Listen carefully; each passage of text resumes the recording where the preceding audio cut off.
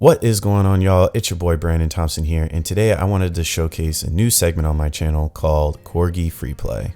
I got inspired by this aspect by watching Nintendo do their Treehouse segments since, well, video games have always given me this sense of awe whenever I play one that, shaped my writing. Of course, like most people my age, Nintendo was always the starting point for my love for games, so it wouldn't come as a surprise to use it as a point of reference, right? Now, you're probably wondering why Corgi is used in the title. Well, that's mainly just because of my family's dog, who surprisingly enough helps me craft ideas when I'm coming up with videos.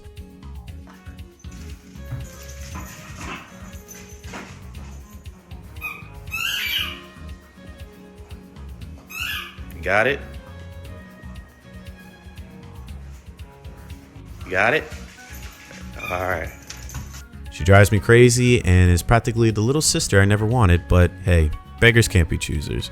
Anyways, I wanted to discuss mainly video games, or rather just things overall that inspired me and what has continued to shape my writing this past year. Like most writers, I get burnt out or suffer from writer's block from time to time, so sometimes it's always good to take a step back, play a video game, or read a comic, manga, or just a novel, because you never know what might inspire you. So without further ado, let's showcase some games that helped me lately, shall we?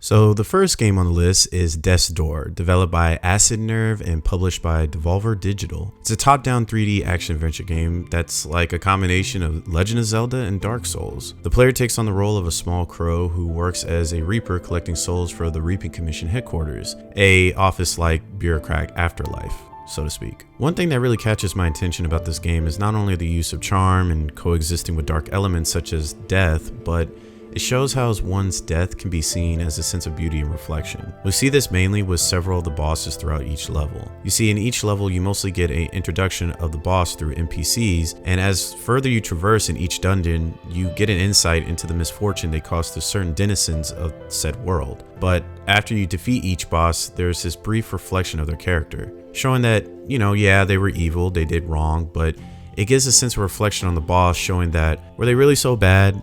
I mean, all they wanted to do was live longer. It's just their way consumed them into a darker path pretty much. In the grand scheme of things, they're really the victims in a bigger sense of this overall story that the game is trying to portray. Also, it didn't start to dawn on me until after I beat the bosses that I played another game that had a similar aspect. The best way I can showcase this is by music. Here, I'll show two different tracks and hopefully you'll understand what I mean.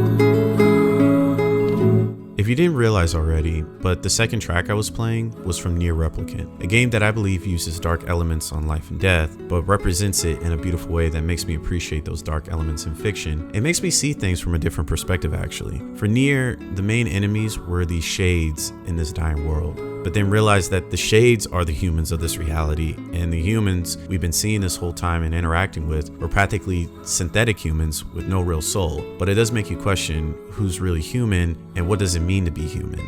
I think this was the reason why Desor really captivated me, because I love how they turn a concept that can be seen as dreading or depressing, but make you appreciate those moments in your own life. I recommend this game definitely gets checked out on the Switch. It was how I was able to play it, and I fully believe for a game like this, it's fun to play for handheld, and maybe it might bring some insight just as it did for me.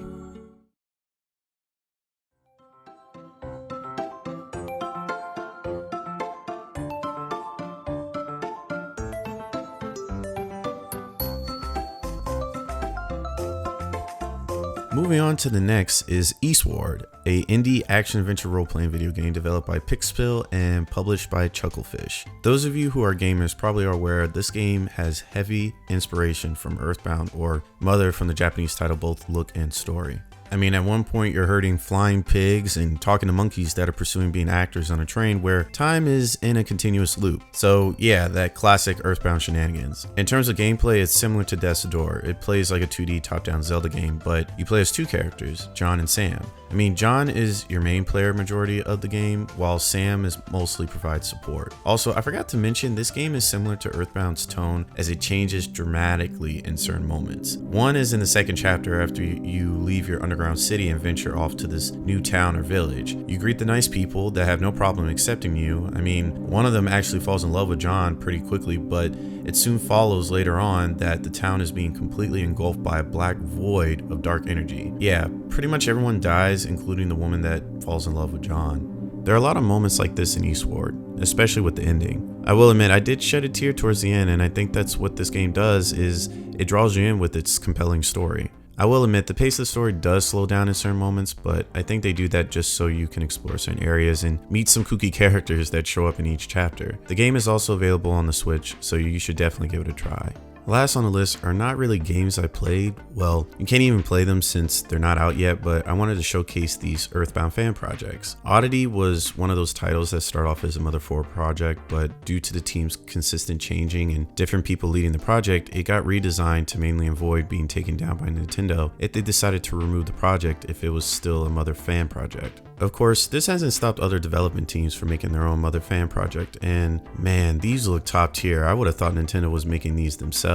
I wanted to showcase this now because now Earthbound is pretty much available on Switch Online, so it'd be cool to get on the Earthbound hype and, you know, check out all these other fan projects to be aware of their greatness. So if you can go down into the description box, I have all their links below for where you can check out their websites and, you know, pretty much like their trailers and stuff and all their development process.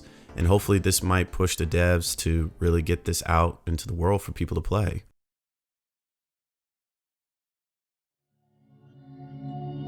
But that will do it all for this video, guys. Let me know what you thought of Quirky Free Play and its segment. If you want me to start doing more videos like this in the future, be sure to give a like and, you know, just subscribe to the channel. It honestly helps more than you realize. Until then, I will see you guys in my next video, so take care and goodbye.